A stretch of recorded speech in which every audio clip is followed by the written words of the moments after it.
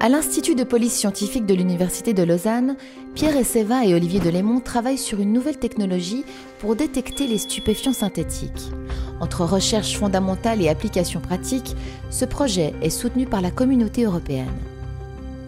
Le but principal, c'est de développer un outil qui permet aux gardes-frontières, donc c'est-à-dire aux personnes qui sont confrontées à ces problématiques de produits stupéfiants, de pouvoir détecter des précurseurs.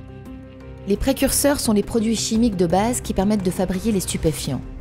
Le problème est qu'ils sont très difficiles à détecter lors des contrôles aux frontières. Donc l'idée, c'était de pouvoir développer en fait un appareillage qu'on puisse utiliser sur le terrain et qui permette de dire aux gardes-frontières, par exemple, attention, sur ce conteneur c'est marqué acide sulfurique, mais là, j'ai les éléments nécessaires pour vous dire que ce n'est pas de l'acide sulfurique et que c'est vraisemblablement une substance qui pourrait être détournée de son usage pour fabriquer des produits stupéfiants.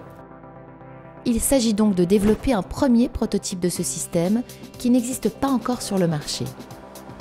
Le but du groupe de recherche de l'Université de Lausanne, qui est un des partenaires dans ce consortium, on est impliqué dans deux phases bien distinctes, surtout au début du projet, pour essayer de comprendre un petit peu dans quel contexte s'inscrit cette détection et de ce fait de savoir quels seront les produits que l'on va essayer de détecter.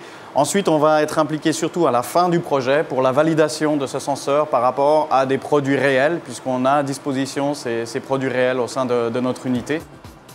Ce projet, intitulé DIRAC, réunit un consortium pluridisciplinaire d'une dizaine de partenaires européens.